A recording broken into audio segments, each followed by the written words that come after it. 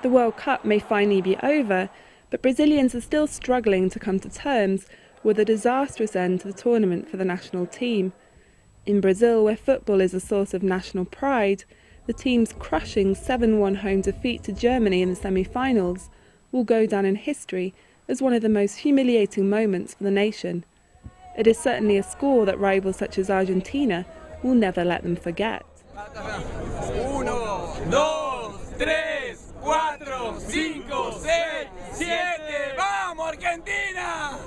The performance of Brazil's national team has also overshadowed what has otherwise been a very successful tournament.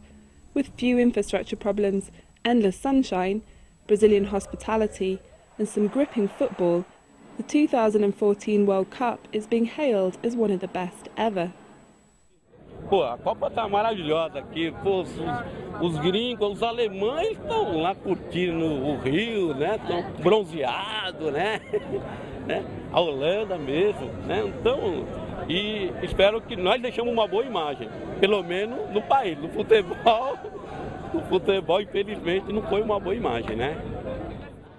However, as Brazilians get back to their everyday lives, it is not just football that is causing disappointment. Brazil's economy, like the national team, also used to attract praise from around the world as one of the fast-growing emerging markets.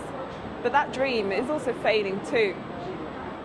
This year, Brazil's economy could be heading for another 7-1 defeat, with close to 7% annual inflation and only 1% growth.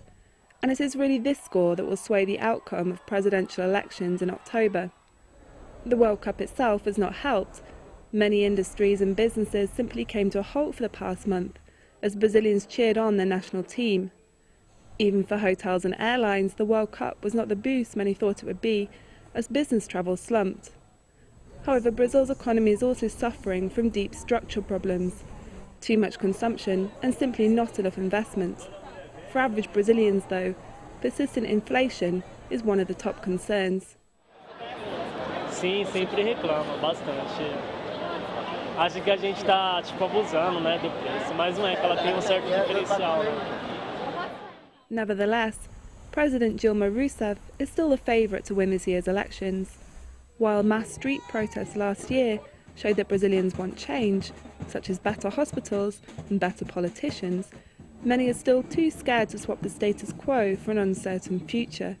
After all, for many Brazilians, life now is still much better than it ever was for their parents. A economia vai dar sinais mistos para a campanha de reeleição da Dilma. Por um lado, a inflação está pressionada, mas o mercado de trabalho se encontra num patamar bastante razoável. A gente não tem um problema de elevado desemprego.